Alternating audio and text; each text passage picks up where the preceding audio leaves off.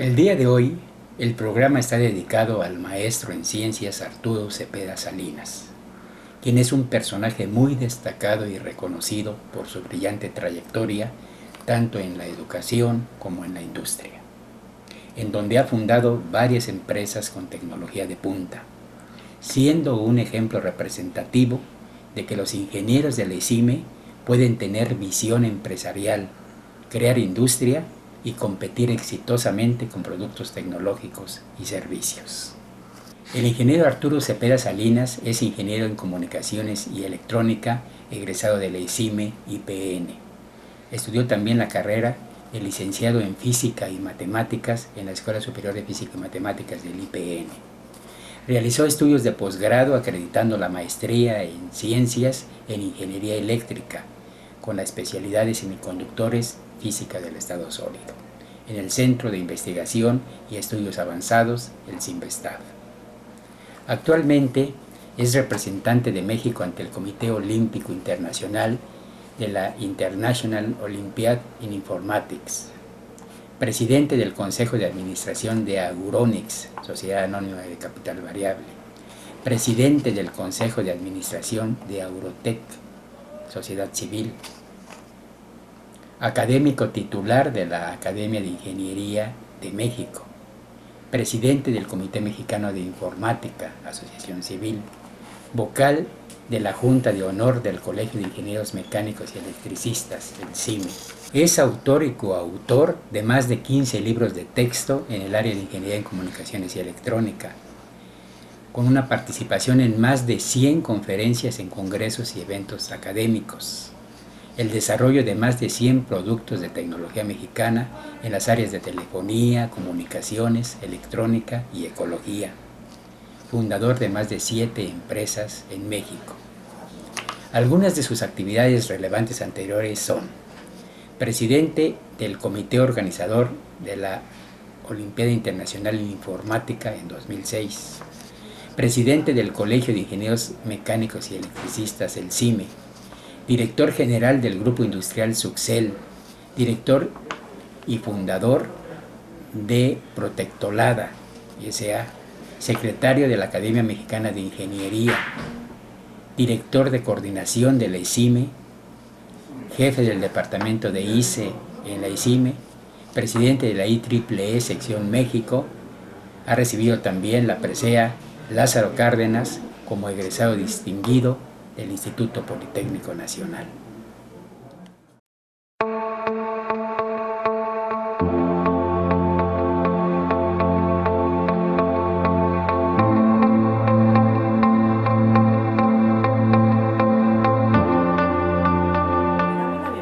Al ingeniero Arturo Cepeda Salinas y agradecemos el haber aceptado esta entrevista.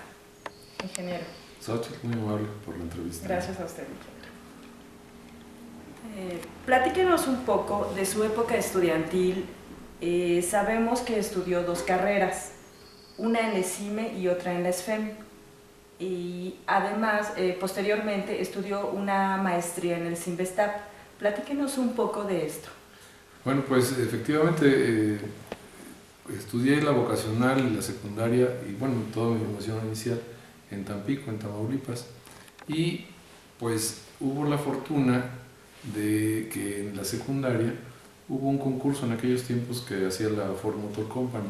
Era un concurso de alguna aplicación técnica que se hiciera por jóvenes de secundaria y participaba un alumno y un profesor.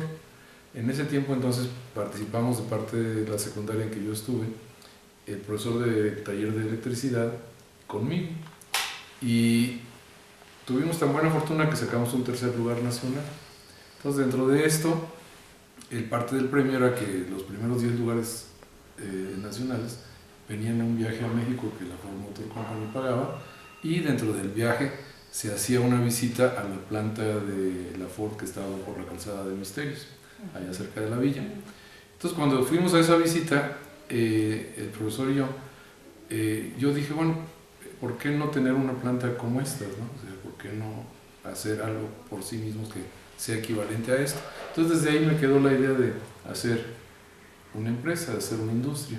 Entonces ya después estudié la vocacional, ahí en el Tecnológico de Ciudad Madero, y después pues vine a la Escuela Superior de Física, bueno, a la Escuela Superior de Ingeniería Mecánica y Eléctrica, y entré afortunadamente porque en aquel tiempo no había examen de admisión, pero sí pedían que hubiera un promedio de 8 para arriba. Entonces, afortunadamente yo traía un promedio arriba de 8 y pude entrar sin problema. Y me fue muy bien. Yo hasta hacía bromas a los amigos porque habiendo estudiado en el TEC de Madero, pues tuvimos muy buenos profesores allá de física y de matemáticas. Entonces, en algunas de las clases, el maestro preguntaba alguna cuestión y uno levantaba la mano y sabía la respuesta. Entonces los compañeros decían, bueno, ¿y cómo, por dónde, cómo es que tú sabes esto, no? Y yo les decía, no, pues es que me preguntaban, ¿dónde hiciste la vocacional? Le digo, pues es que la hice en el MIT. Ah, y pues con razón, pues en el MIT. Pero después ya con el tiempo le dije, pues es que era el Madero Institute of Technology, ¿no? O sea, no. Entonces, pues, pero esto me fue muy bien. Pero ya entrando al segundo año de la carrera, dije ahí en la Escuela Superior de Ingeniería Mecánica y Eléctrica, en la carrera de Comunicaciones y Electrónica, dije, bueno, quiero hacer una empresa, pero no tengo dinero. La familia no es que fuera pobre, éramos de clase media, pero tampoco mi papá no era mucho de decir, bueno, vamos a arriesgar el dinero en esto. Entonces yo dije, ¿cómo le hacemos? Y entonces pensé, que hasta la fecha ha sido muy exitoso, muy convincente esto, pensé, bueno, pues si no tengo el dinero, si tengo más conocimientos que la mayoría de la gente, puedo ofrecer entonces soluciones que pocos pueden dar. Y esto fue lo que me orilló a estudiar la carrera de Física y Matemáticas. Entonces dije, bueno, no tengo dinero, pero entonces puedo tener más conocimientos. Entonces en la tarde iba yo a Física y Matemáticas con un desfasamiento de un año, o sea, cuando entré a segundo año en la CIME, entré a primer año a la Escuela de Física y Matemáticas. Y funcionó muy bien porque al término de las carreras, pues efectivamente la maestría en el CIMBESTAB se hizo con relativa facilidad y pues las bases que uno tenía eran muy sólidas y muchas, y entonces esto permitió que pudiéramos ofrecer productos novedosos, actualizados en aquel tiempo, de la mejor tecnología que se podía concebir en ese momento, y pues nos permitió ir creciendo sin tener mucho dinero. O sea, empezamos las primeras empresas, 3 socios, cada quien puso $800, que equivalían en aquel tiempo a 10,000 pesos, y con eso arrancamos y de ahí ha surgido todo. Entonces, pues esa fue la vida estudiantil. Dentro de las escuelas, en ambas escuelas, pues fue un ambiente muy agradable, de mucho compañerismo, de mucho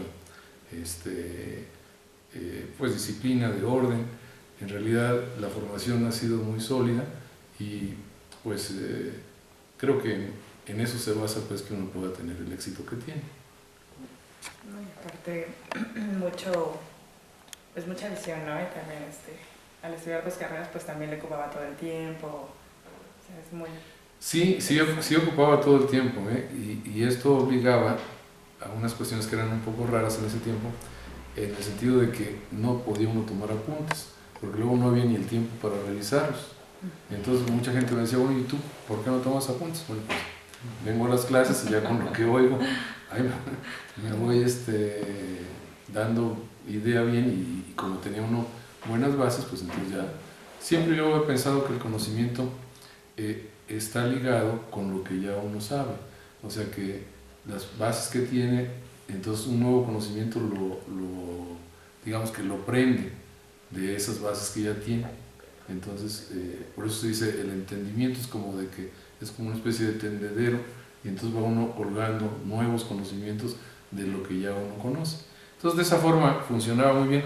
Había ocasiones en que sí les pedía yo a los compañeros, préstame tu apunte ahí media hora antes o 1 hora antes del examen, ya te dabas idea de algunos detallitos que se podían haber ido, y normalmente siempre me fue bastante bien.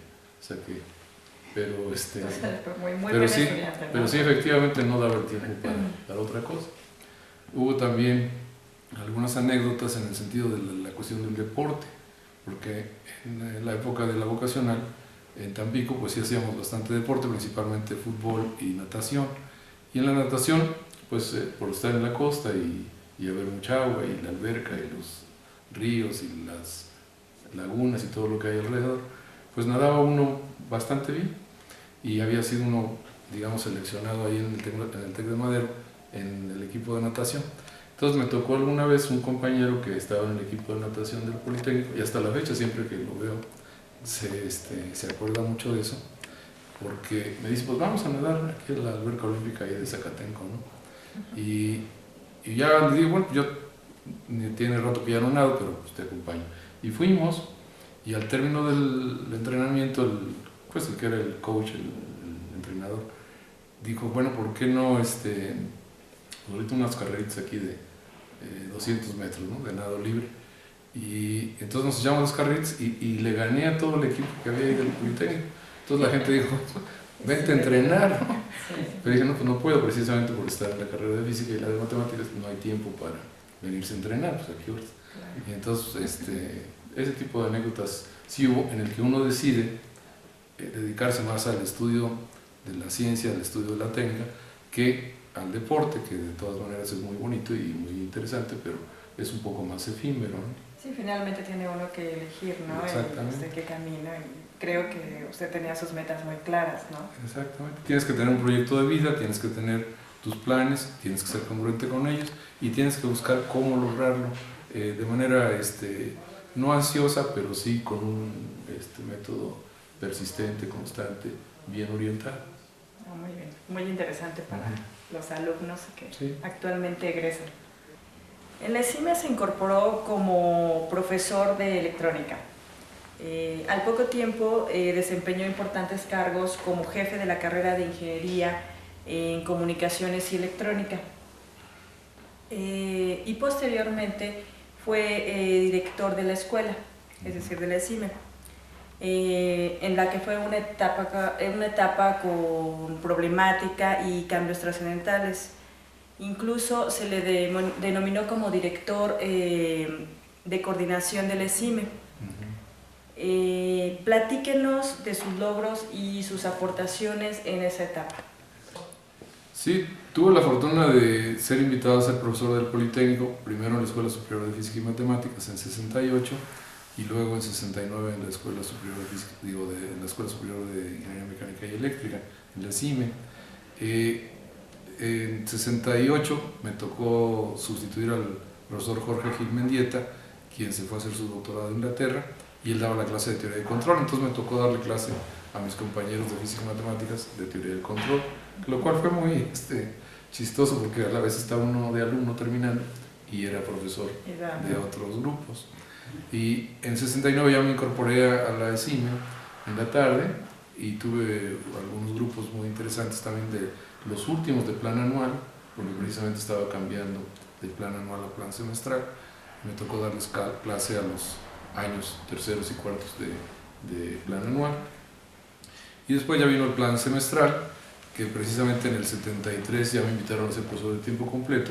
El ingeniero Mario Vázquez Reina era el coordinador de ingeniería, de la Academia de Electrónica, de las asignaturas de electrónica y de la carrera, y él se quería dedicar a la investigación y desarrollo en la sección de graduados de ahí del ESIME, y me dijo que por qué no me hacía yo cargo de la coordinación de las asignaturas de electrónica, que en aquel tiempo eran 11 asignaturas, y dije, bueno, pues sí, con mucho gusto. Ya me fui de tiempo completo en 73 y pude pues tratar de modernizar los programas de estudio, porque ya estaba la transición de pasar de los bulbos a los transistores y de los transistores a los circuitos integrados.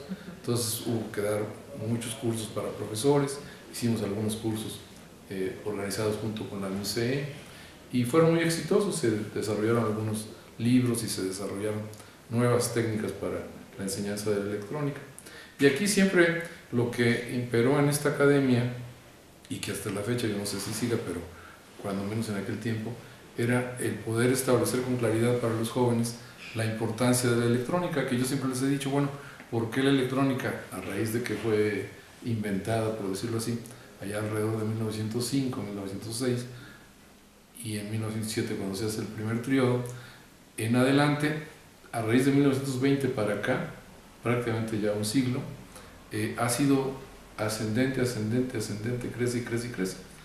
Y la conclusión que obtuvimos, y lo cual es muy interesante de platicar en este espacio, es que la electrónica ha tenido tanto éxito y lo seguirá teniendo porque es capaz de desarrollar operaciones matemáticas con mucha rapidez y a muy bajo costo.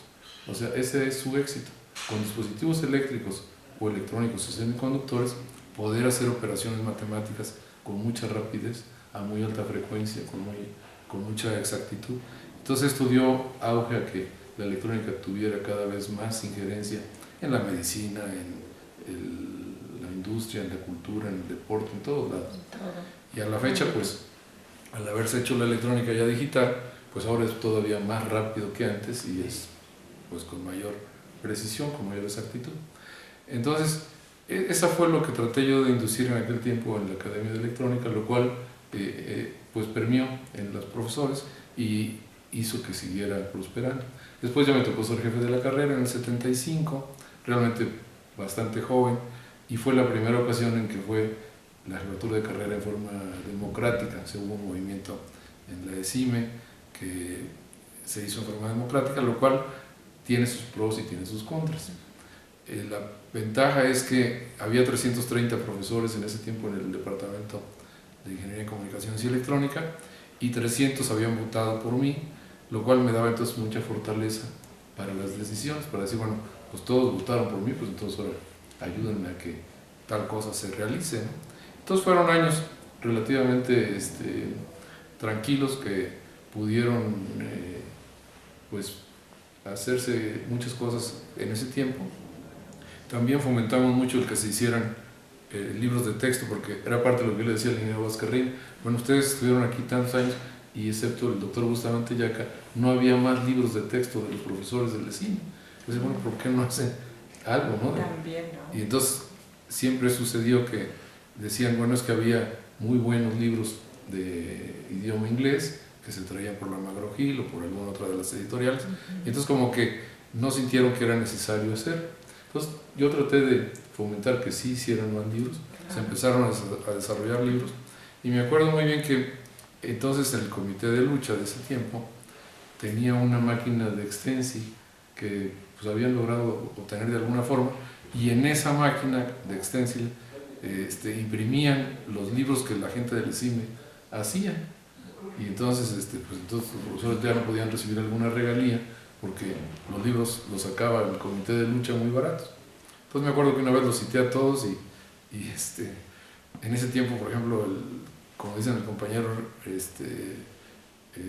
Hernández Juárez, que ahora es líder de los telefonistas, estaba en la escuela y era parte del comité de lucha, y les dijo, oye, no hagan los libros de los profesores del ESIME porque entonces ya no van a alentarlos a que generen nuevos libros.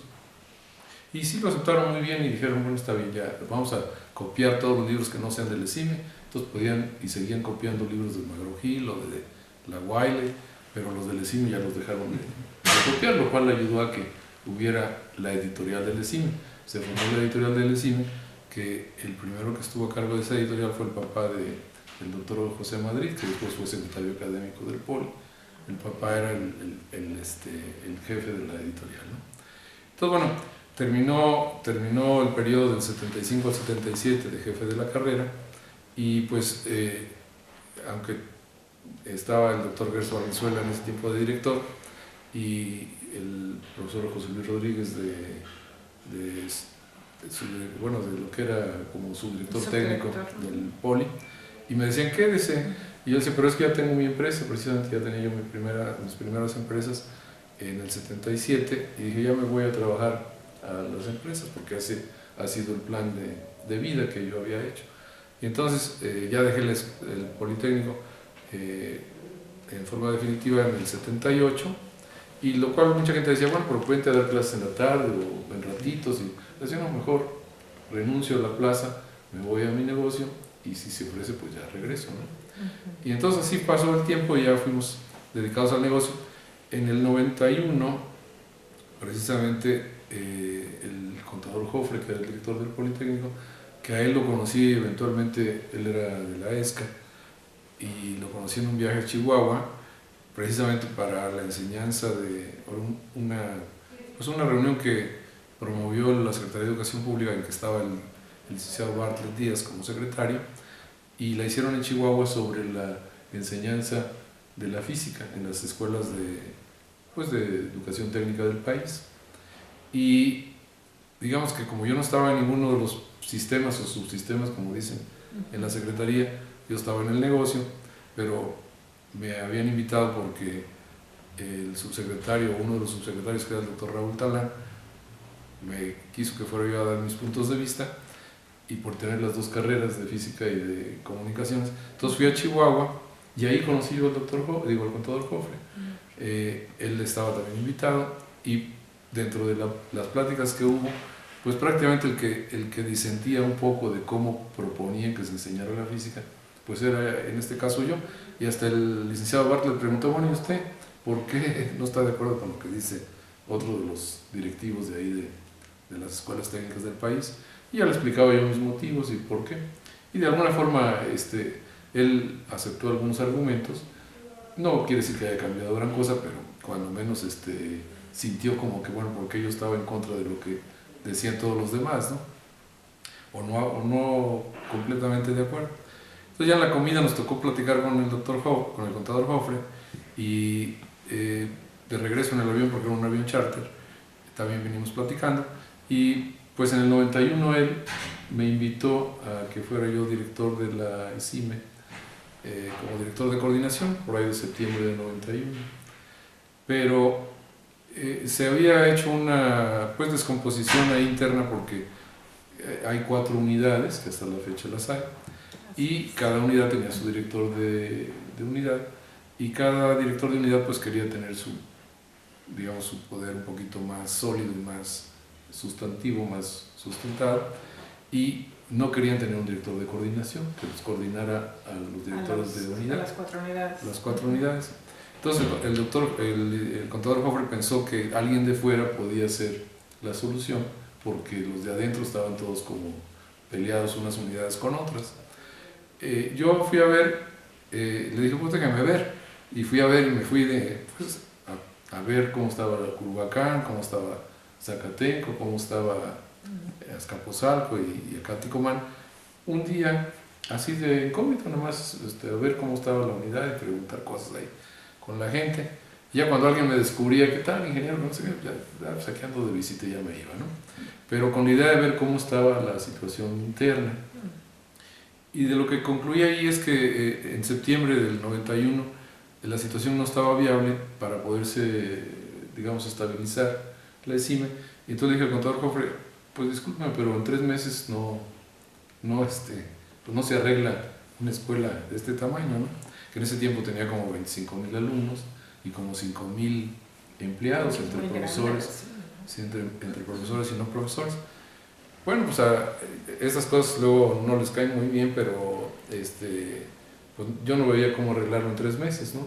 Porque terminaba su primer trienio del contador Jofre en principios de diciembre del 91. Entonces dije, bueno, pues ya, entonces pasó los 3 meses, 4 meses, y entonces en enero me vuelven a llamar porque le volvieron a dar el nombramiento por otros 3 años. Y entonces me dice, oiga, pues ya tenemos 3 años para arreglar esto. ¿Qué me dice? Sí, ya no 3 meses. ¿Ahora qué pretexto tiene? Y yo, no, bueno, entonces déjeme ver cómo dejo mis negocios aquí encarrilados. Afortunadamente mi socio, que en aquel tiempo era mi socio en las empresas, es también compañero y amigo y egresado de la ESIME. Ya le platiqué, le dije, mira, pues están las cosas así. Y entonces quedamos de acuerdo en que me iba yo a la ESIME. Le dije al contador, pues vengo y le ayudo 1 año. En 1 año yo creo que dejamos esto resuelto y ya me regreso yo al negocio. Y bueno, pues ándale, véngase. Entonces ya fue que me nombró director de coordinación de la ESIME, empezando en mayo de 1992. Y precisamente tratando de coordinar a las 4 unidades y a todas sus secciones de graduados, lo cual siempre fue un poquito, complicado por la cuestión interna, pero muy favorable porque el contador Jofre ya descansó y dijo, bueno, lo que diga el ingeniero Cepeda. Entonces ya le iban a hacer alguna pequeña manifestación o requerimiento o algo, y dice, pues vayan a verlo con su director de coordinación. Entonces ya poco a poco se fue conformando la figura del director de coordinación, y muchos presupuestos y muchos proyectos se daban solo si uno estaba de acuerdo. Entonces el contador Jofre también lo aprobaba. Claro. Entonces funcionó muy bien. Y ahí, en la ESIME Zacatenco, en ese tiempo, tuvimos la cuestión de que había en ese tiempo 26 negocios ahí internos entre cafeterías, copiadoras, librerías, papelerías, etcétera, ¿no? Que tenían entre 11... ¿De las 4 unidades de todo? No, solo en Zacatenco. Solo Zacatenco. Zacatenco. Sí, porque a mí me tocó ser director de coordinación, pero estar en Zacatenco. Ah, ok. Entonces primero fui director de la ESIME Zacatenco y de coordinación al mismo tiempo, hasta que se nombró un director de la unidad de Zacatenco, que ese no tenía director en ese tiempo. Y después ya me fui a la dirección de coordinación, que la hicimos ahí en Allende. Ahorita les platico un poquito de esa historia, pero el caso es que empezamos a ver quién les había dado permiso o si pagaban alguna renta al poli, igual. Y pues no había nada de eso, ¿no? Pero sí había herencias, inclusive de que el papá era el que había sido el que tenía la librería y se lo había dejado a los hijos. Total que había como 26 negocios y había como 11 organizaciones estudiantiles que la regenteaban. Entonces les dijimos que les íbamos a hacer alguna auditoría, que íbamos a ver cómo estaba, que lo íbamos a normalizar. Entonces empezaron a poner muy nerviosos por ahí de julio del 92 y entonces fueron a verme y les dije, no, ustedes váyanse, porque pensaron que en agosto, que venían las vacaciones, les íbamos a cerrar todos sus negocios. Y dije, no, váyanse tranquilos, como quedamos, en septiembre empezamos la auditoría. Entonces ya se fueron y en septiembre empezamos con las auditorías, pero también ellos empezaron a organizar los movimientos ahí estudiantiles. De manera que, para no hacerles el cuento largo, para el 21 de octubre del 92 se cerró la ESIME de Zacatenco. Con mucha presión por las mismas otras escuelas que están ahí en Zacatenco, porque pues se podía contaminar el movimiento y contagiar a la Psique y a la Escuela de Física y a la ESIA y demás, y también fuera del Zacatenco, no fuera de la unidad. Pero afortunadamente se pudo ir controlando todo muy bien y finalmente, bueno, pues ahí lo que ese mismo día que se cerró la ESIME, tuve una reunión con el contador Jofre a mediodía y ya platicando, pues él siempre me decía, pues ya se cerró su escuela, ¿qué propone? ¿No? Y yo dije, ¿Cómo bueno, la vamos a abrir ahora? Sí, ¿cómo le vamos a hacer? Le digo, pues si me deja usted proponer, lo que yo propongo es que, le digo, ahí, de acuerdo con el reglamento interno del poli de aquella época, un semestre se podía dar por válido si tenía o contaba con 15 semanas efectivas de clase y se había programado para 18 semanas. Entonces yo le dije, tenemos 3 semanas de colchón. Si para el día 11 de noviembre, que vencen las 3 semanas, no se ha entregado las instalaciones y al día 12 no estamos en clases, pues se cierra el ESIME de Zacatenco porque ya no se puede dar por válido el semestre. Entonces volvemos a abrir hasta febrero y todo el mundo pierde un semestre. Lo cual él dijo, no, pues esto así no se juega, esto se hace que haya clases extramuros, que haya elasticidad en el semestre, que nadie pierda el semestre. Y yo le decía, bueno, pero es que eso pues es un juego, porque la gente pues con tranquilidad se puede pasar 2 meses, el Politécnico paga a los profesores, los alumnos sienten que no van a perder su semestre y pues todo el mundo se la pasa de pachanga 2 meses, ¿no? Entonces dice, estuvimos ahí discutiendo como 2 horas, 2 horas y media. Él tenía una reunión con algunos senadores y me dijo, yo me tengo que ir porque tengo una comida, pero nos vemos aquí el miércoles, era un lunes, nos vemos el miércoles y déjeme consultar. Se entiende que lo consulta, en ese tiempo, bueno, el secretario de Educación era el doctor Cedillo y el presidente era el licenciado Salinas. No sé si lo consultó con el presidente, pero cuando menos con el secretario sí, porque era la relación directa de donde él dependía. Y el miércoles que nos vimos, dice, bueno, que sí, la jugamos como usted dice, si no entrega las instalaciones se cierra recién un semestre y lo hacemos así. Y yo le dije, no se vayan a echar para atrás ahí a la mitad del movimiento o que haya mucha presión. Y digo, no nos echamos para atrás, usted no renuncia y todos vamos para adelante. Y entonces ya con esto yo salí después de esa reunión y lo anuncié así.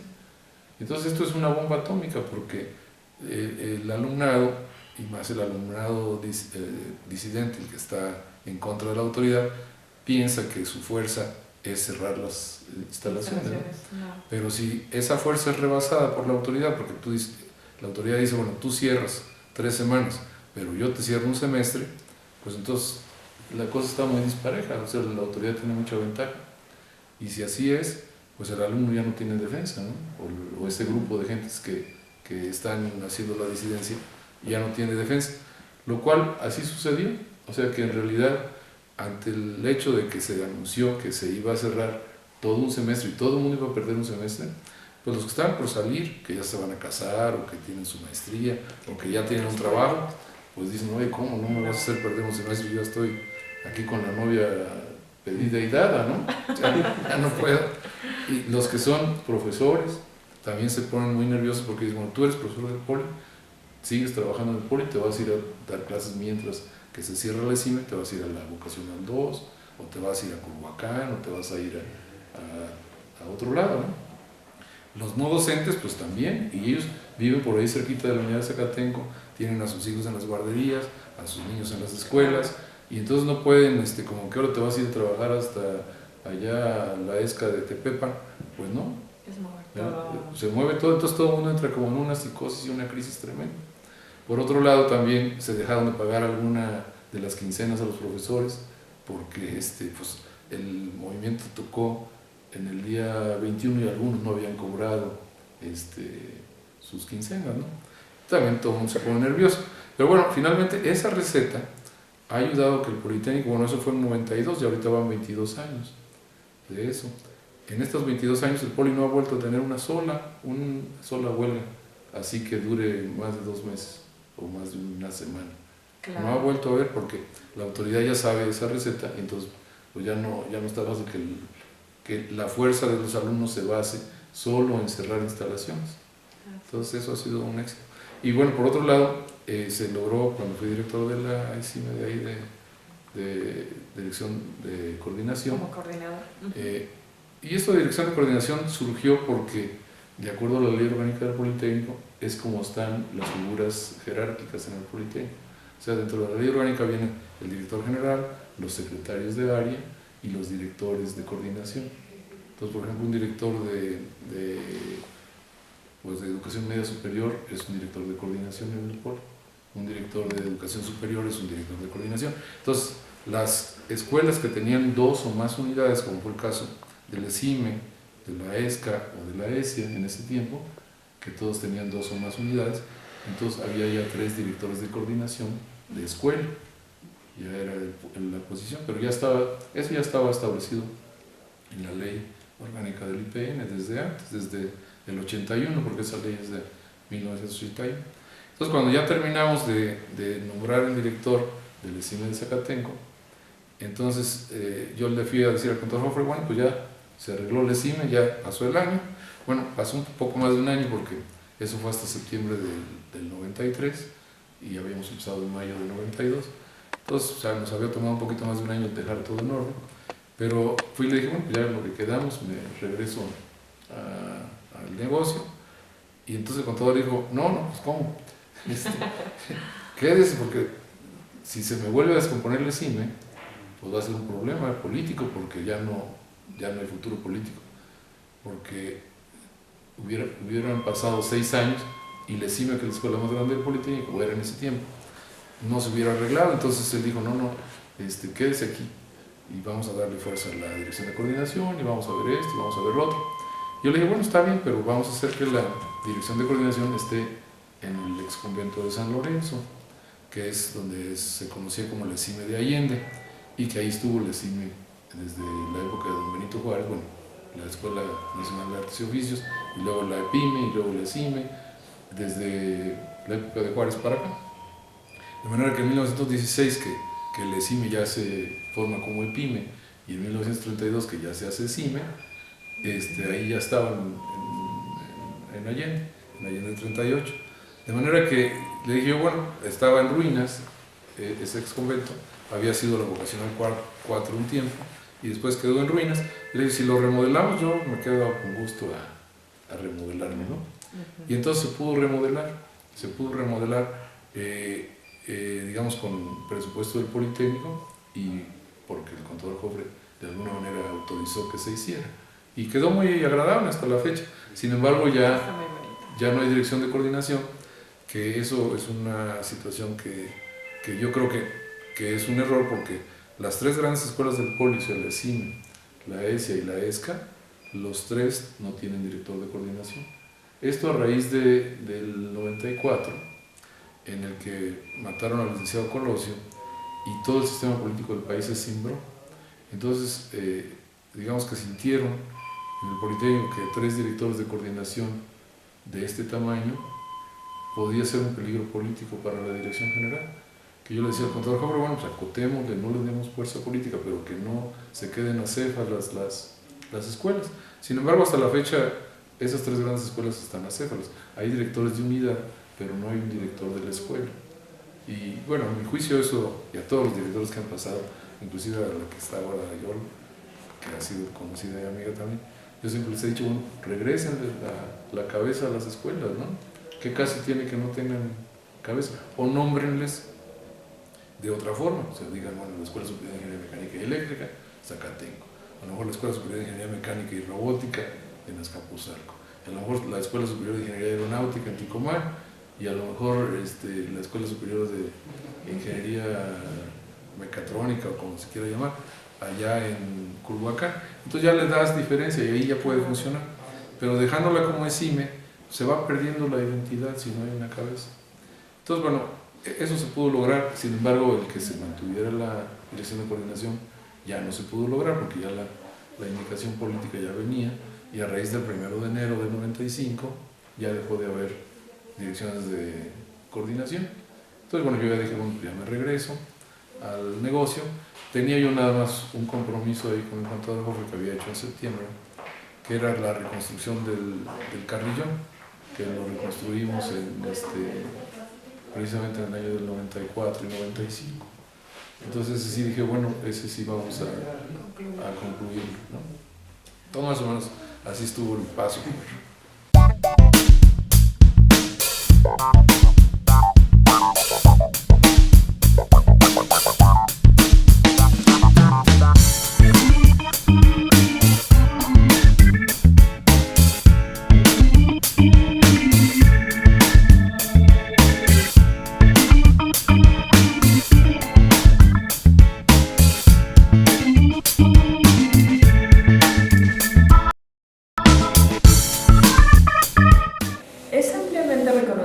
Su trayectoria empresarial desde que creó la famosa Protectolada, que en su época permitió evitar llamadas de larga distancia no deseadas por los usuarios.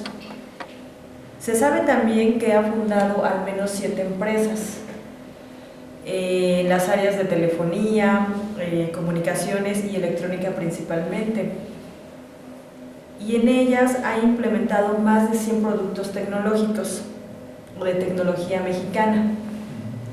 Esto es sumamente relevante, más aún cuando el ESIME se considera que no se prepara o no se da educación dirigida a los egresados para ser empresarios. Quizá ahora un poco más se ha cuidado ese aspecto, y ya que bueno, nosotros estamos ahorita en una época de globalización y alta competitividad, platíquenos, ¿cómo se volvió un empresario exitoso y un creador industrial? Bueno, pues como les platiqué anteriormente, esto surgió de la época de la secundaria, y finalmente, bueno, pues para poder competir y poder estar en el mercado, buscamos la manera de tener más conocimientos, de manera que pudiéramos presentar soluciones pues más novedosas, más actualizadas, más baratas a veces, para poder acceder al mercado. Tiene uno que estar consciente, y aquí es la parte muy importante que yo siempre hago hincapié, no solamente en los hijos, en los empleados, en los alumnos, en que el juego que estamos jugando es el régimen capitalista. O sea, México, no de ahora, de hace siglos, ha estado en el régimen capitalista. Y en el capitalismo, pues de lo que se busca es cómo hacer que el capital crezca. y esto solamente es posible hacerlo a través de tener utilidades.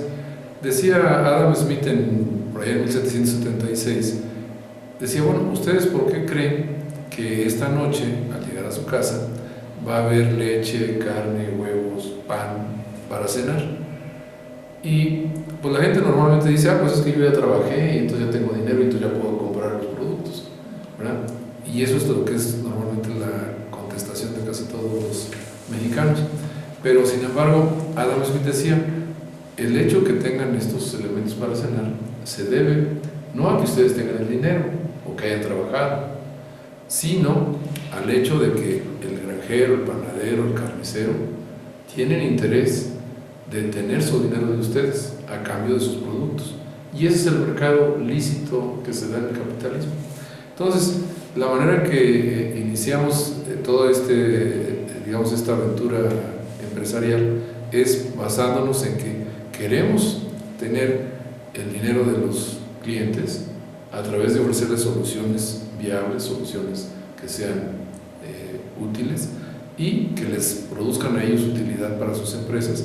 Y entonces, con todo gusto, la gente dice, bueno, pues si lo que me vendes, lo que me ofreces, me va a hacer que mis utilidades crezcan, voy a aumentar mi capital y con mucho gusto entonces te lo compro. Este fue el concepto que dio éxito a los primeros productos que hicimos, que originalmente fueron controles industriales. O sea, empezamos haciendo controles de temperatura, controles de tiempo, controles de velocidad, controles fotoeléctricos, y lo cual empezó a ser útil para las empresas mexicanas, porque en aquel tiempo no había una fábrica de controles industriales en México. Y empezamos a vender a todos los que fabrican elevadores e instalar a todos los elevadores con control fotoeléctrico.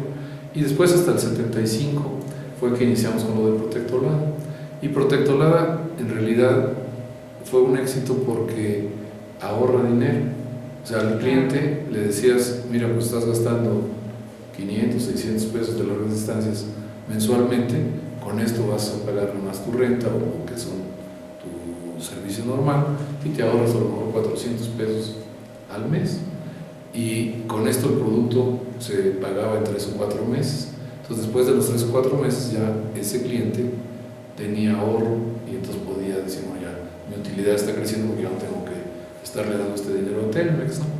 Entonces, ese ha sido el éxito de los productos, el poder generar productos de tecnología 100% mexicana siempre, pero que puedan ser de utilidad para el cliente, que le produzcan ahorro, que le aumente su productividad, algún beneficio, que le den posibilidades de mejorar su producto, de tener una mejor imagen. Cualquiera de estas cosas hace que el cliente lo aprecie y entonces diga, bueno, lo quiero, ¿no? En el capitalismo la parte más complicada precisamente esa es, que el cliente se convenza de que tu producto le es útil y entonces diga, saca la chequera o saca la cartera y dice, a ver, dame 2, ¿no? Y entonces ya ahí el mercado de alguna manera aceptó tu producto, y en el capitalismo, pues el que el mercado acepte el producto es lo que todo el mundo quiere, porque es la manera en que las empresas viven y las empresas prosperan, ¿verdad? Ahora, las carreras de ingeniería, y más de la carrera de ingeniería en comunicaciones y electrónica, y ahora las de informática y de computación, pues tienen todavía mucho futuro. Yo veo ahora mucho más potencial, mucho más posibilidades de hacer negocio que las que había cuando nosotros egresamos en el 67. Realmente ahora los jóvenes tienen una diversidad de posibilidades tan grande que a veces, y se ha demostrado en el mundo, que hay compañías que nacen pequeñitas al cabo de 3, 4, 5 años o 10 años, son unos verdaderos emporios económicos y capitalistas.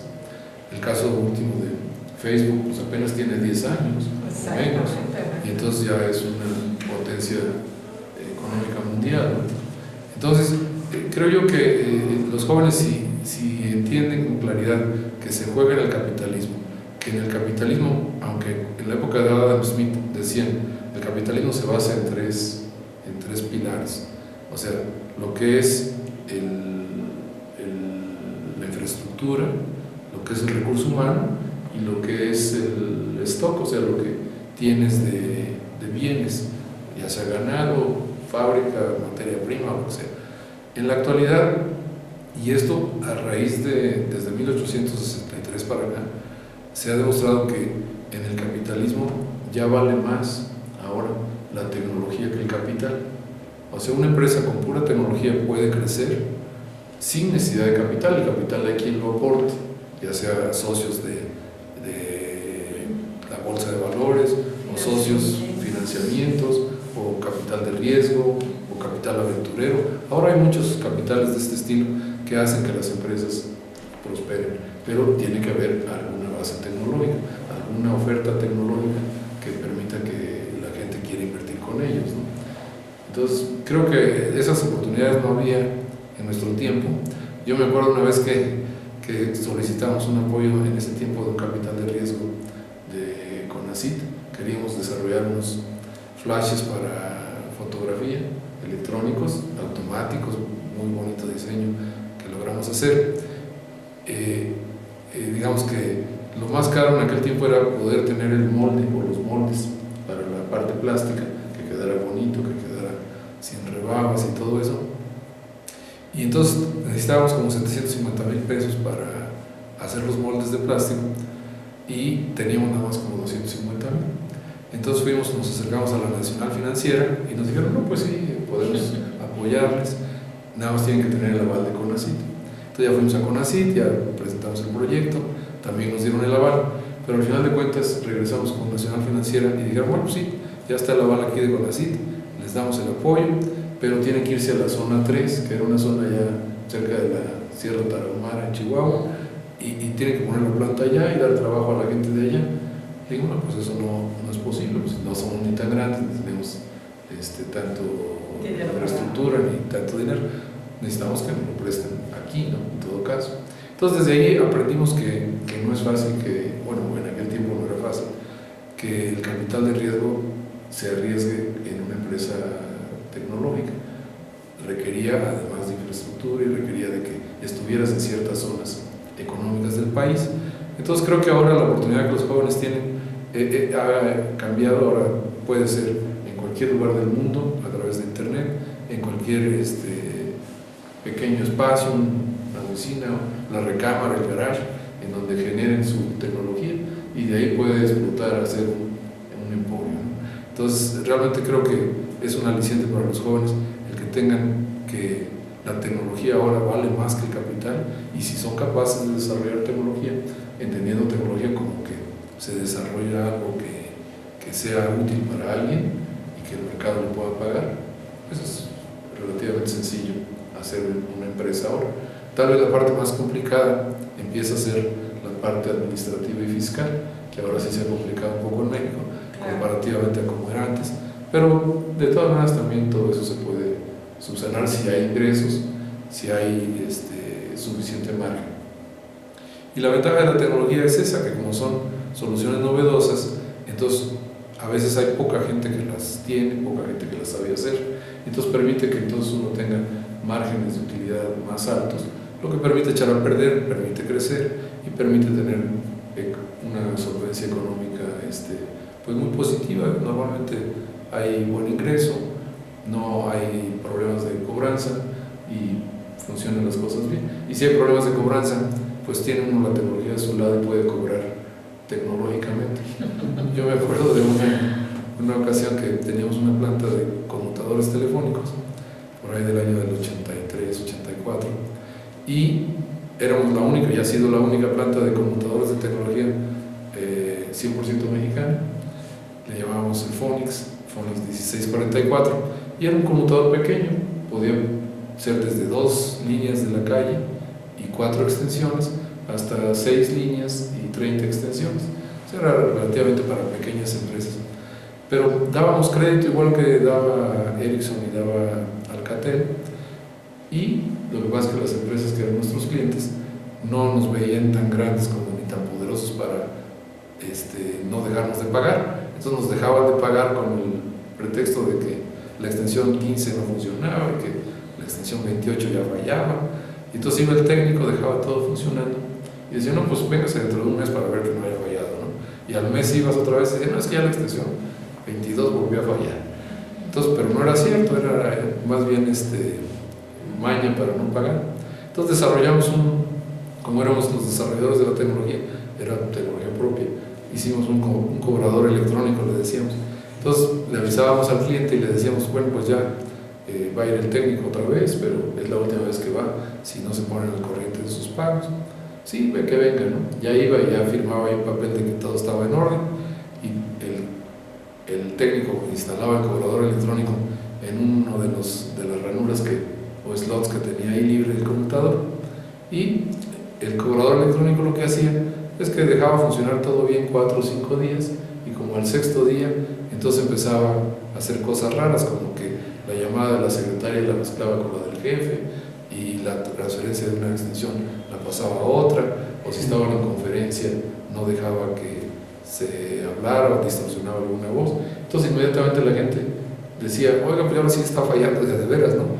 Venga a verlo. Pues ya decíamos, bueno, si nos pagan, vamos. Entonces ya pagaban inmediatamente. Entonces era una manera de usar la tecnología para no pelearse, ni tener que poner abogados, ni tener que poner cobradores. Era muy, pues muy inteligente, ¿no? Y a la fecha fue uno de los sistemas que uno hace, tener claves, tener cuestiones de seguridad que uno puede accesar, aunque el equipo esté instalado con algún cliente, ¿verdad? En esta época que le llaman del Big Data, pues ya la verdad es que los que hacen la tecnología tienen tanta posibilidad de estar metidos en la vida de los demás, ya sea empresas o personas, que realmente no hay manera de que alguien se pueda escapar, ¿no? Entonces, creo yo que ahora hay un potencial tremendo, ¿no? Sí, ¿no? Y siguen desarrollándose, ¿no? Muchos. Siguen desarrollándose, sí. Y bueno, a nosotros nos tocó la fortuna de evolucionar desde la época de los bulbos, que fue cuando salimos de la escuela, después los transistores, después los circuitos integrados, los microcontroladores, ahora ya los sistemas grandes con servidores con PC, etcétera. Y ahora lo que hacemos básicamente es software. O sea, hemos ido evolucionando desde ser puro hardware hasta ahora ser puro software. Y pues ha funcionado bastante bien. O sea, nos hemos ido adaptando en los años a través de que la tecnología ha ido cambiando. Y siempre tiene uno que estar muy atento a cómo van las tendencias internacionales para poder ofrecer al mercado cosas que sean atractivas, ¿no? Pero yo creo que, bueno, en su caso, normalmente nos preguntamos, ¿no? ¿Tú te imaginaste ver ese cambio, ¿no? Como dice, de bulbos, transistores hasta la fecha, ¿no? Todo ese cambio de tecnología. Bueno, yo creo que usted sí se imaginó y tuvo esa visión, ¿no? Pues de la fecha, sí, ¿no? tuve la fortuna de tener esa visión desde la maestría, porque la maestría precisamente en el CIMBESTAB fue una maestría en ingeniería eléctrica con especialidad en física de estado sólido. Entonces en aquel tiempo había unos profesores muy, pues muy aventajados que vinieron, algunos trabajaban en Estados Unidos, habían trabajado en la NASA, otros trabajaban en algunos de los centros de investigación de Francia. Total que en el centro de investigaciones lo que nos enseñaron fue precisamente el desarrollo de los circuitos integrados, lo de celdas solares, todo lo que tiene que ver con los semiconductores, o sea, cómo fabricar transistores, cómo fabricar circuitos integrados, fabricar LEDs. Todo esto lo aprendimos desde 1971. En realidad iba naciendo todo esto. Empezaba a verse en aquel tiempo, yo me acuerdo que me tocó hacer la tesis de la maestría allá en la Universidad de Pensilvania, en un laboratorio muy interesante, en el sentido que era un laboratorio que hacía trabajos para la Marina de los Estados Unidos y exclusivamente para la Marina. Entonces tenían 13 o 14 o 15 proyectos dedicados para la Marina, muy aventajados. Lo que a mí me tocó desarrollar fue hacer o desarrollar sistemas semiconductores que eran como para sustituir el sentido del olfato.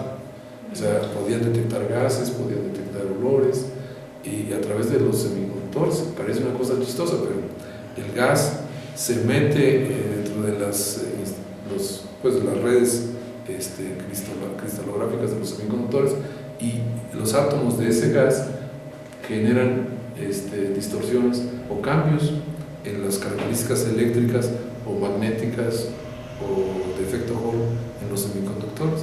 Entonces eso hace que se puedan detectar, y desde ese tiempo los estaban desarrollando. Esto estoy hablando del año del 71, estaban desarrollando sistemas muy avanzados de detección de gases para la Marina de los Estados Unidos. Pero también en ese tiempo, dentro de esos laboratorios que son de física del estado sólido, se platicaba, ya se tenía el LED, que era el LED rojo, que es el tradicional, en el que cuando un electrón brinca de la banda de conducción a la banda de valencia, pierde energía y esa energía se radia en forma de color rojo. Pero se decía, bueno, ¿cómo poder hacer un LED que genere blanco? O sea, que genere todos los colores. Entonces pensaba en hacer pues uniones de semiconductores que tuvieran anchos de banda variables y toda una serie de cuestiones así estrafalarias en la física y en la química y en la cristalografía, que a la fecha ya algunos se han logrado. Y entonces pues puede uno ver ahora LEDs, lámparas que sustituyen a las incandescentes o a las fluorescentes, y va a venir esto también muy fuerte en los próximos años, va a ser una cosa formidable.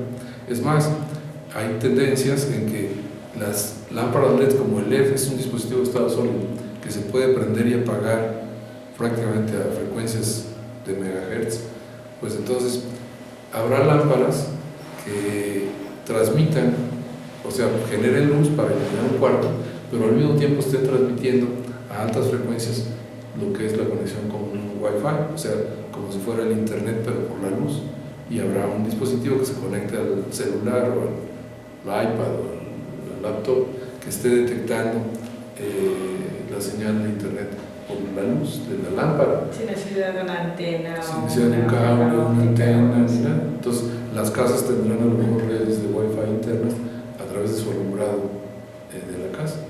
Y esto es posible porque los LEDs son semiconductores, no es el caso del filamento incandescente, que si se apaga, estaba amarillo brillante y se empieza a poner amarillo oscuro y luego se pone naranjado y así, y se va poniendo rojo y hasta que se apaga, pero tarda a veces 1 o 2 segundos en que ya no se ve el filamento, ¿no? Pero el LED se prende y se apaga a velocidades muy altas de megahertz. Entonces mandar 10 megahertz o 10 megabytes o 100 megabytes en una red de Wi-Fi interna en una casa o en oficina va a ser de todos los días. Entonces vienen cosas formidables de tendencia, mucho en la cuestión robótica. La parte robótica viene muy fuerte. Yo les decía que los softwares que hacemos precisamente son inteligencias de robot que se adaptan a cuestiones de telefonía, de telecomunicaciones, de video, de seguridad, de localización, de cualquier proceso que se requiera automatizar. Entonces, y todo el hardware que ese robotito requiere, pues lo compramos y se lo adaptamos o se lo instalamos, ¿no? Se lo pegamos. Entonces, por ahí va la tendencia de nuestros negocios en estos próximos años.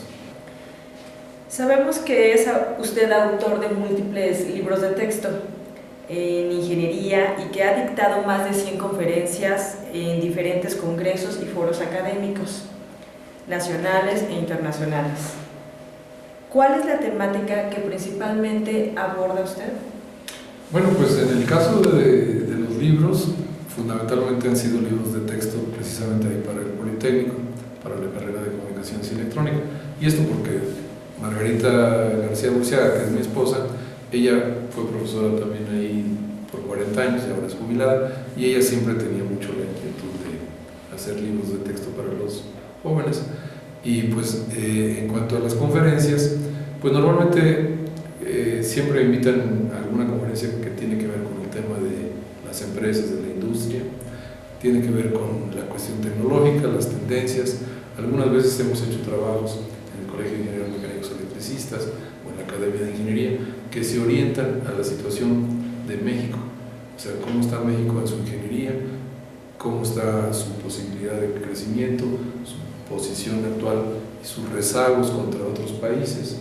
Entonces eso es muy ilustrativo, aunque no es fácil que pueda haber cambios rápido, pero es muy ilustrativo porque México, digamos, al no tener ingeniería poderosa, digamos que no ha tenido el suficiente desarrollo industrial y tecnológico que le permita ahorrar divisas que en lugar de que se vayan al extranjero y traigan tecnología, pues se inviertan aquí en México y aquí se genera industria, ¿no? Entonces, Por eso es tan importante para la juventud que vea con claridad que hay un gran mercado en México, que hay rezagos muy grandes que precisamente hay que suplir, que hay que solventar para que México se pueda colocar en una posición mejor en el concierto de las naciones. Entonces, ¿quién mejor que pudiera aprovechar esos gaps, esos brincos que hay que dar que los propios ingenieros mexicanos? Pero tienen que salir con esa mentalidad de desarrollar tecnología y de ofrecerla al mercado y de poder generar con eso riqueza. En el capitalismo, al tener utilidades, es eso, generar riqueza. Y cuando uno es capaz de generar riqueza, o sea, quiere decir generar su propio salario y a la vez de sus empleados, pues entonces te quitas muchos tabúes de la cabeza, porque ya dices, bueno, yo ya sé cómo bastarme a mí mismo, ya sé que haciendo este tipo de productos, este tipo de servicios, voy a tener mi ingreso, mi familia va a estar bien, aparte voy a tener ahorros y aparte voy a ir creciendo la infraestructura. Pues entonces da una seguridad y una solvencia muy alta, que solamente puede ser equiparable a los países que lo han entendido pues desde hace siglos, ¿no? Que es el caso de algunos países desarrollados. Entonces, digamos que estas pláticas de la situación y posición de México son interesantes hasta en el sentido de decidir en qué caminos y en qué áreas hay que desarrollar ingenieros más poderosos, ¿no? más potentes técnicamente. Y pues ese ha sido el tema de las conferencias. Luego yo les hago ahí alguna anécdota que es muy interesante y que tiene que ver con la época de México y de los Estados Unidos en el siglo XIX. O sea, por ahí en 1863 México estaba gobernado por Benito Juárez y Estados Unidos estaba gobernado por Abraham Lincoln. Los dos son abogados, los dos de extracción humilde, a los dos les gusta la legislación, les gusta hacer leyes. Los dos, digamos que ganaron su guerra, Juárez contra los franceses y el imperio de Maximiliano, y Lincoln contra los sureños. Sin embargo, hay diferencias muy grandes en cuanto a la visión de la sociedad. Juárez, si ustedes revisan, repartió Oaxaca cuando fue gobernador como en 500 municipios. De 2.400 municipios que el país tiene, 500 municipios son oaxaqueños. O sea, casi cada uno ahí le dio su presidencia municipal, ¿no? Lo cual tenía idea de hacer las cosas un poquito más del tipo socialista. Por otro lado, y hasta la fecha se oye, Juárez decía, bueno, ¿y cómo le haremos para tener menos pobres? Lo cual suena muy bonito, o sea, ante la población y la gente suena muy bonito. Sin embargo, Lincoln decía, bueno, ¿y cómo le haremos para tener más ricos? ¿No? Parece lo mismo, pero no es lo mismo. Pero Lincoln decía, si todos son ricos, pues ya no hay pobres, lo cual también es cierto. Entonces, esos eran los distintos enfoques. Por un lado, ¿cómo le haces para que no sean pobres y les ayudas? Y otro, ¿cómo le haces para que sean todos ricos y no les ayudas, que ellos te ayuden como gobierno? Y entonces, el rico o el que va generando riqueza sabe que es fuerte en eso, en lo que hace para generar riqueza. De manera que entonces él quiere seguirse dedicando a eso y que no le molesten. Entonces, para que no le molesten, dice yo, con mucho gusto. Y se acuerdan ustedes que antes los papás y los abuelitos decían, voy a pagar mis contribuciones, no decían voy a pagar mis impuestos. Es distinta la palabra y yo creo que impuestos es desafortunado. Sí, es mejor decir contribuir. Entonces, el que genera riqueza dice, yo contribuyo a un ente que es el gobierno para que me mantenga todo funcionando, escuelas, agua, luz, calles, seguridad, cuestión jurídica, judicial, y me deje a mí tranquilo y yo pueda seguir generando riqueza, porque eso es lo que yo sé hacer bien. Entonces, el industrial, el empresario, el que es capaz de generar riqueza, con gusto paga las contribuciones, siempre y cuando lo deje tranquilo, haciendo lo que sabe hacer y con lo cual va a seguir generando riqueza y capital. Entonces, esa mentalidad, si es clara en la gente, hace que el gobierno sea profesional, que sea más, digamos, más ad hoc a lo que la sociedad requiere, y entonces todo el mundo empieza a querer generar riqueza, que es lo que Lincoln hizo en los Estados Unidos, y desde 1863 para acá, pues los Estados Unidos se hicieron la primera potencia mundial después de la Segunda Guerra Mundial, ¿no? Después hicieron unas jugadas magistrales en el capitalismo, pero tenían esa visión desde entonces. Entonces, por otro lado, Lincoln hizo otro gran descubrimiento, yo digo que es el más grande descubrimiento.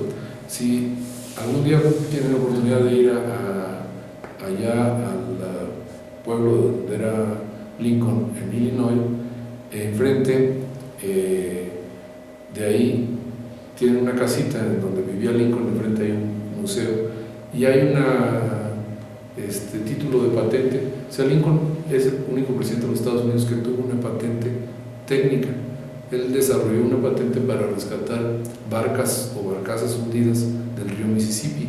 Y entonces pues tenía la vocación tecnológica. Entonces él descubre las razones de por qué los norteños les ganan a los sureños, y parte es que los sureños eran los del capital, los sureños eran los ricos y tenían el oro y podían comprar a los europeos municiones, barcas, lo que se requiriera, y los norteños no, tenían un clima más difícil, y entonces pues, pero tenían la siderurgia y tenían la metalurgia y desarrollaron el cañón estriado. Entonces con el cañón estriado las balas salen como si fueran balones de fútbol americano dando vueltas y llegaban 100 metros más que los balines que tenían los sureños. Entonces los norteños podían matar a los sureños y los sureños no les podían regresar las balas. Entonces Lincoln encontró ahí, descubrió que la tecnología es más valiosa que el capital.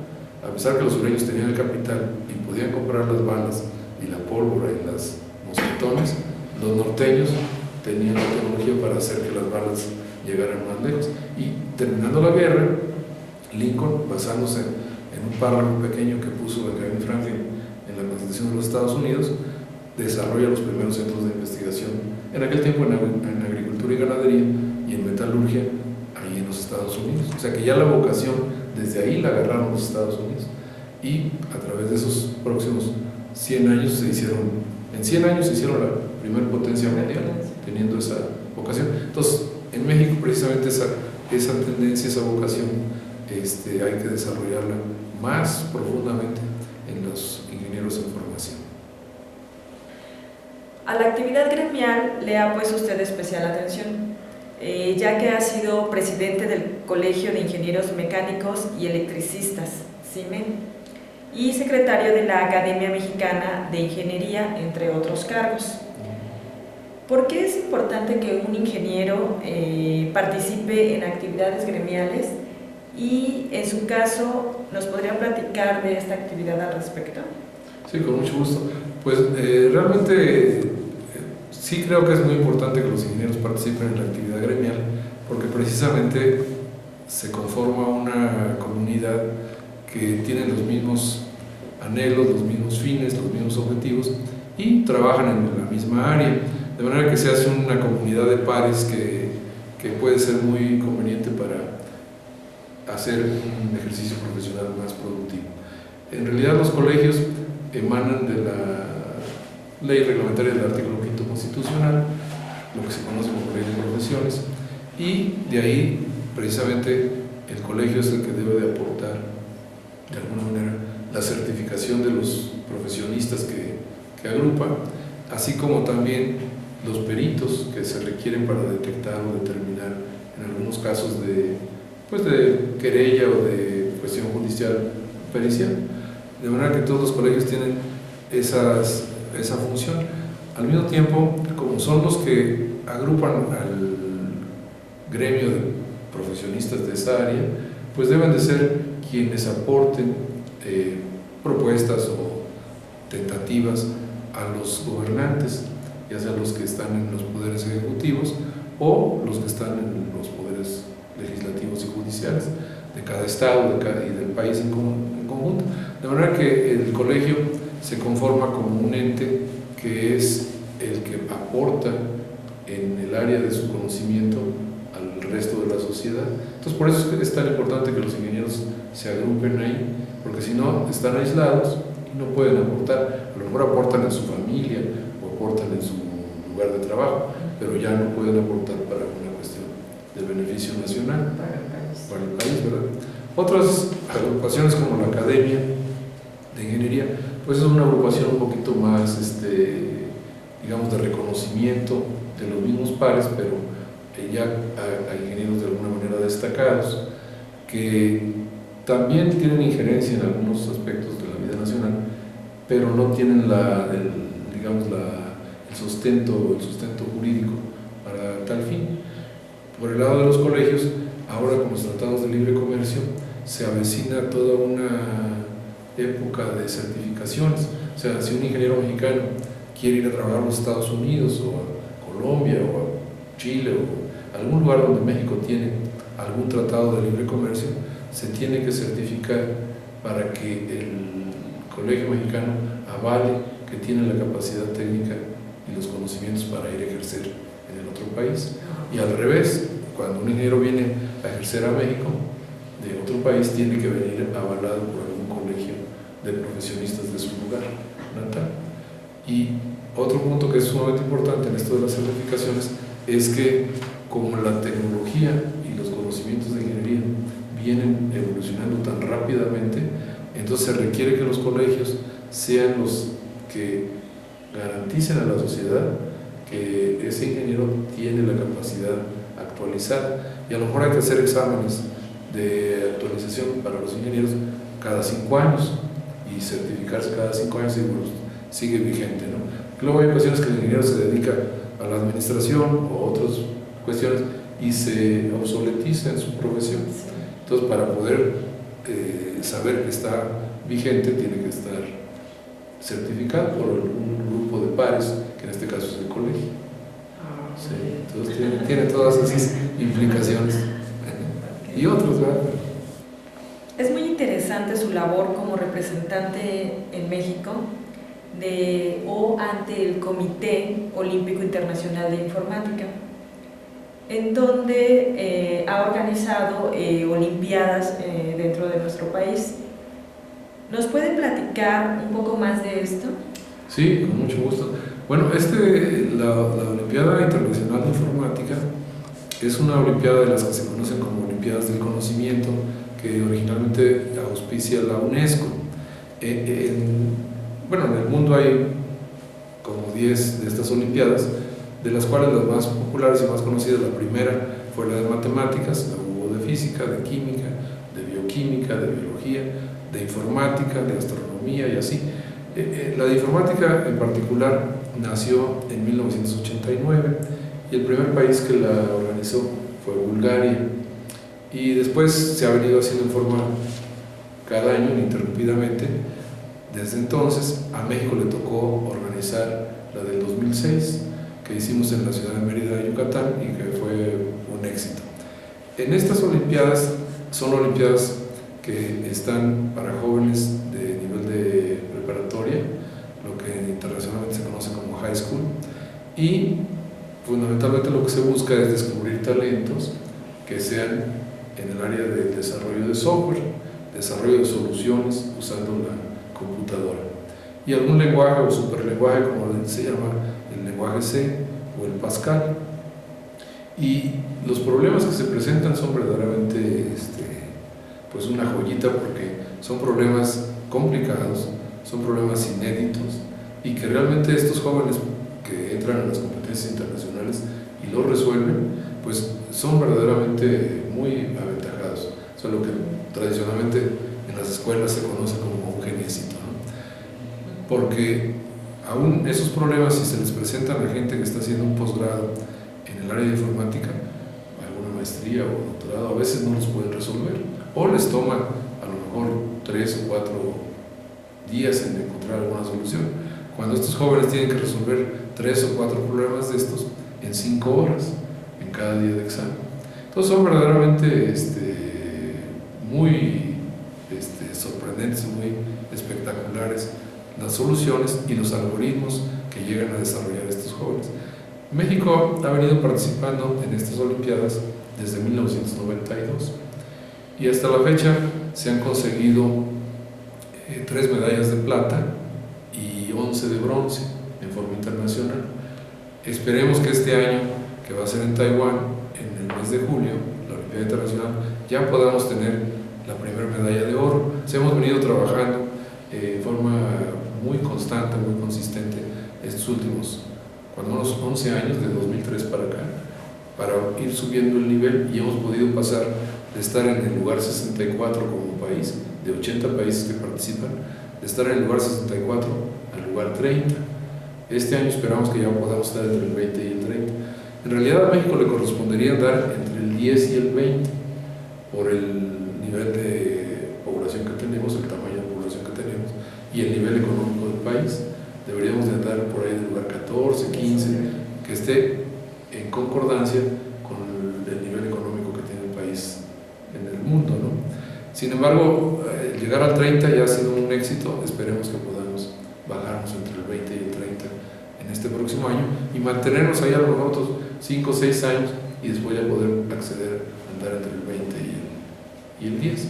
Se requiere más formalidad, y ahí yo lo que siempre les he pedido a las autoridades educativas es que promuevan y acepten y autoricen que las asignaturas de informática sean obligadas para los niveles de secundaria y preparatoria, igual que las matemáticas y la física son, que informática sea, porque es la cultura del siglo XXI. O sea que si México se queda fuera, entre más se tarde en tener esas asignaturas de forma obligatoria para secundarias y preparatoria, pues más se retrasa el país en estar al nivel de otros países.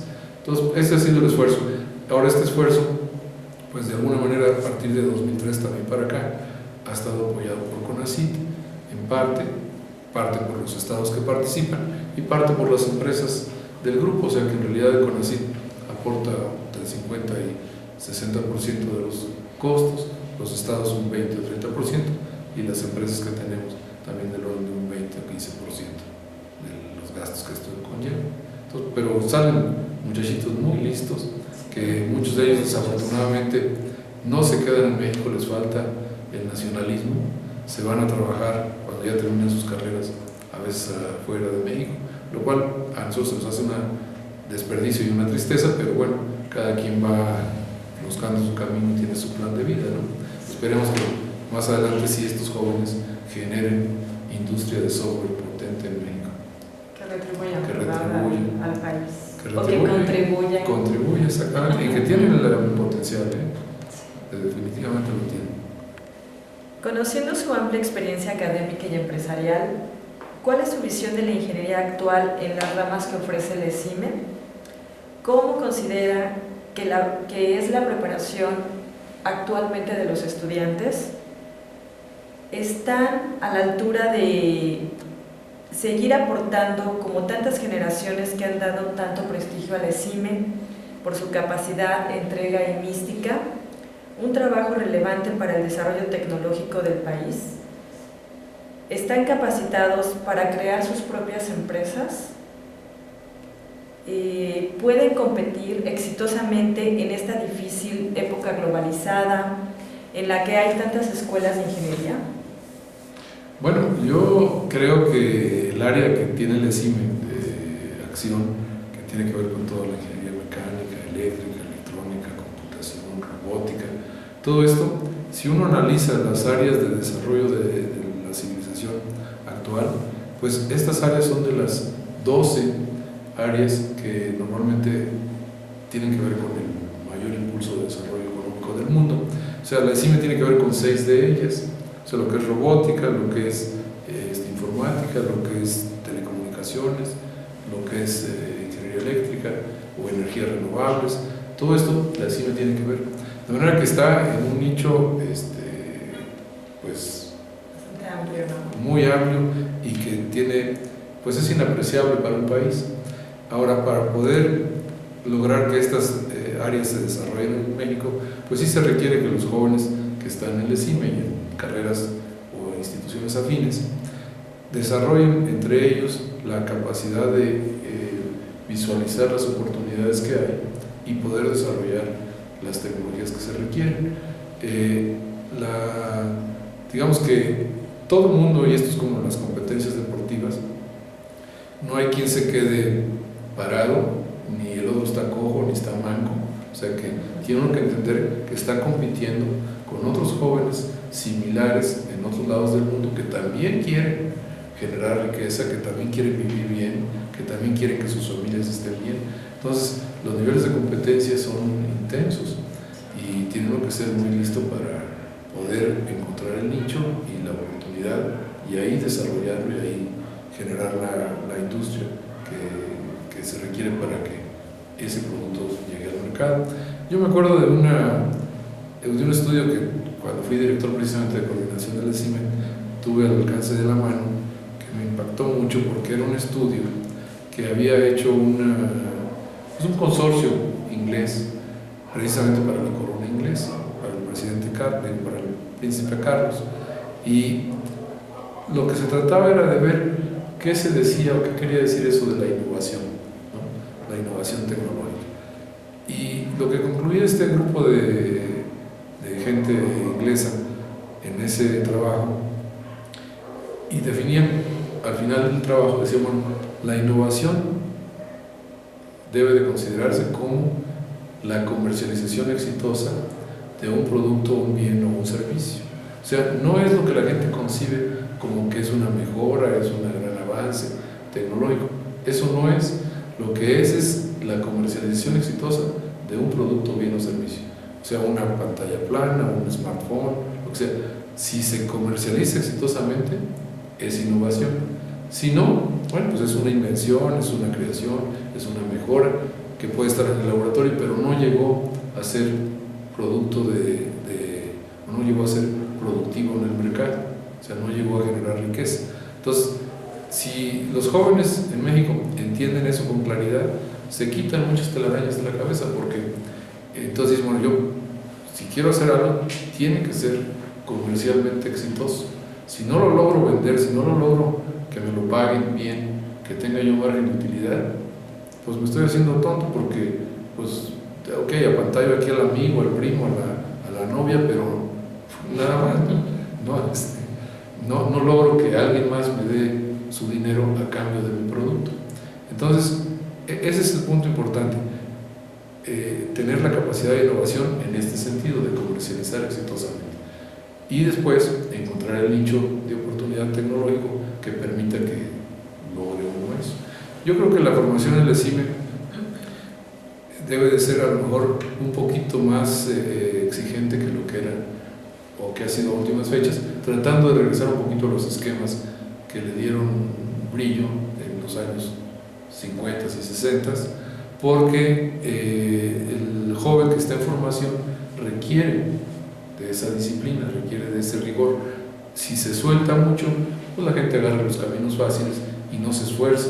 Entonces yo creo que parte de lo que al ECIME le estaría faltando es regresar un poquito a los esquemas más disciplinarios en cuanto a rigor de trabajos, rigor de calificaciones, exigencia de horario, este tipo de cosas, que es formativo más que otra cosa, pero le va a ayudar para su desempeño y desarrollo profesional. Yo en lo particular siempre he confiado mucho en el ECIME. Mis hijos, bueno, mi hijo César estuvo también ahí en el ECIME, pudimos haberlo enviado a cualquier institución del país o del extranjero, pero yo dije no, tiene que ser el ECIME porque la formación en ese caso es más real. Cuando se van a formar otras instituciones más de tipo privado, la formación es como un poquito inflada, o sea, como que te ponen cuestiones que no son tan ciertas o que el muchacho no es capaz de desarrollar por sí solo. Les facilitan un poco más, ¿no? Les facilitan y les inflan un poquito las expectativas, ¿no?, de lo que son capaces o lo que pueden ser capaces que lo que es su propia realidad. O sea, no se miden de igual a igual. ¿Qué es lo que sucede con esto de las competencias internacionales de conocimientos? Aquí son geniecitos los muchachos, en sus escuelas son como casi alabados, así como semidioses, pero van y se miden con los chinos o con los alemanes, o les dan unas surtidas que pues por eso estamos en el lugar 30, ¿no?, en lugar de estar en el primer lugar. Entonces te ubica, la competencia siempre te ubica, y si estás compitiendo con otros que tienen las mismas aspiraciones y anhelos que tú, pues entonces esa es la competencia más sana y más productiva. Entonces yo creo que la educación del poli y el ECIME en particular tiene mucho futuro, tiene muchos alcances. Sí se requiere que haya más contacto con la cuestión conceptual de un empresa, no tanto necesariamente con todos los empresarios, pero sí el concepto de cómo y para qué formar una empresa en el país y cómo generar los productos y la riqueza que esa empresa puede dar. Creo que si se orienta de esa forma va a ser muy exitoso. Pues podemos decir que sí están capacitados para ellos formar sus propias empresas. Sí, definitivamente. Yo siento que un ingeniero que tiene bases sólidas, digo, lo que le falta es la seguridad de arriesgar, porque obviamente que hay que arriesgar en cuanto a que digas, bueno, yo me voy a bastar a mí mismo, yo voy a generar mi propio salario, voy a generar mis ingresos, a decirme voy a trabajar a una empresa grandota o voy a buscar que me jubilen, es otro esquema. Entonces tiene uno que sacudirse eso. Yo les decía que el esquema paraestatal de México, que era lo que se conocía como la economía mixta, en la época de Echeverría y de López Portillo, cayó ya en desuso a raíz de la Madrid para acá, y cada vez el Estado tiene menos empresas. O sea, el hecho de que me voy a Pemex y me voy a CFE y me voy a Luz y Fuerza ya no existe, como existía antes, en que los papás ahí se quedaban y luego le daban las plazas a los hijos. Ya no. Entonces, el Politécnico Nacional también, en sus orígenes, se decía mucho que era para formar a los hijos de los trabajadores, lo cual no está en discusión, pero creo que ya cumplió el de formar esas gentes para la industria paraestatal. Ya no hay industria paraestatal, entonces ahora los debes de formar para la iniciativa privada, porque ya lo que hay más ahora es iniciativa privada. Entonces sí tiene que cambiar ese esquema un poquito en ese sentido politécnico, por un lado. Y por otro lado, que es una cuestión que cuantos ha habido oportunidad, algunas veces que me han convocado a alguna reunión de auscultación que le llaman, el Politécnico tendría que buscar la manera de echar a andar y de ejecutar con toda claridad el artículo número 1 de la ley orgánica del propio Politécnico. Si ustedes leen ese artículo número 1 de la ley orgánica, digo, no me lo sé de memoria, pero más o menos dice algo así, que el Instituto Politécnico Nacional es la institución del Estado encargada de consolidar a través de la educación la independencia del país en lo económico, en lo político, en lo científico, en lo cultural, etcétera, prácticamente en todas las áreas. O sea, esa es la función del Politécnico y es única. O sea, ustedes ven todas las leyes orgánicas de todas las universidades del país, las autónomas, las privadas, todas, ninguna tiene ese atributo.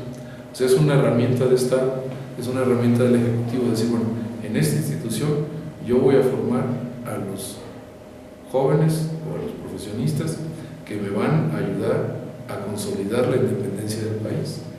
Entonces, es una cosa muy aventajada. Yo no sé quién lo redactó, pero está muy sabiamente hecho. Y si el Politécnico lograra distinguirse con la aplicación de ese simple artículo y el Ejecutivo lo conociera y lo pudiera así ejecutar, no, pues haríamos una institución de élite más avanzada que la que ahorita hay, en donde saldrían los líderes, pues, técnicos, políticos, industriales, culturales del país. O sea, esa función tiene el Politécnico, pero no la han ejercido porque no es simple además, pero si se lograra enfatizar en eso y se ve que ya hay muchas alternativas que en nuestro tiempo no había. O sea, en nuestro tiempo uno decía, quiero estudiar electrónica, pues tenías que venir al Politécnico. Ahora quieres estudiar electrónica, ya hay 260 tecnológicos regionales en el país. Entonces ya el Politécnico ya cumplió esa función de generar la base, de permear esa base a los distintos estados, y ahora pudiera ser nuevamente la élite y el líder tecnológico y científico del país a través de aplicar el artículo 1, que ya está ahí en la ley orgánica del IPN. No hay que inventar nada más hay que hacer lo que sea válido. Entonces creo que el Politécnico y el ESICA tienen mucho futuro. Sí. Y aparte, pues es un privilegio, ¿no?, estar en el instituto y una gran oportunidad para los jóvenes. ¿Sí? Ya que la educación pues está encaminada cada vez más a ser una institución privada y no pública. Sí. Y aparte que se forman en la realidad, o sea, el compañerismo que hay en el CIME, en el Politécnico, es real, o sea, no hay de que el profesor te va a poner una calificación más alta porque tu papá paga muy bien las colegiaturas, sino ahí es más, es real, y si un muchacho se queja, pues no le vale quejarse, más le vale ponerse a estudiar porque si no, no pasa. O sea, el profesor no pierde su autoridad porque vaya y se queje. Yo creo que eso es una cosa muy valiosa, muy formativa. Okay. Por último, ingeniero Arturo, ¿cuál es su mensaje para la comunidad del ESIME ahora que se acerca el centenario o la fundación de la escuela?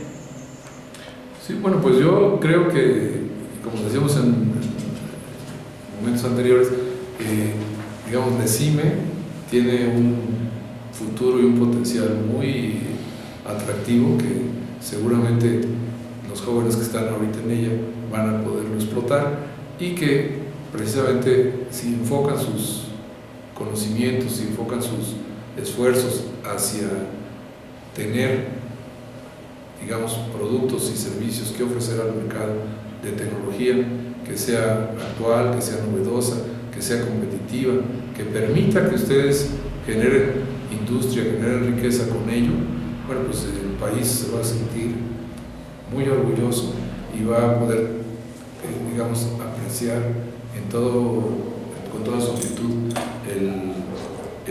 la labor del Politécnico y la labor del ESIME en este caso. Creo que de todas las escuelas, la ESIME tiene el mayor potencial dentro de los campos de desarrollo que la humanidad percibe para estos próximos 50 o 100 años. Y obviamente también hay otras áreas, pero como puede ser la farmacología o la química, pero dentro de las que tiene el ESIME, de las 12 más importantes que la ONU describe, en 6 de ellas la ESIME está, principalmente lo que es informática, electrónica, robótica y todo lo que tiene que ver con la cuestión mental mecánica. Entonces, pues yo les deseo todo género de éxitos y creo que les espera un futuro muy alentador. Muchas gracias, ingeniero. Mucho gusto en conocerlo. Sí. Y agradecemos pues, de nuestra parte que haya aceptado la entrevista, como comentábamos en un principio. Muchas gracias. Muy amable por venir. Es un placer conocerlo. Gracias, igualmente. Este ha sido un evento especial de la serie Personajes en la historia del ESIME, que con motivo del centenario del ESIME están dedicados a quienes le han dado gran prestigio a la escuela, por sus aportaciones a la ciencia, a la docencia y a la industria, contribuyendo al desarrollo tecnológico de México, en donde los ingenieros del ESIME siempre han estado presentes.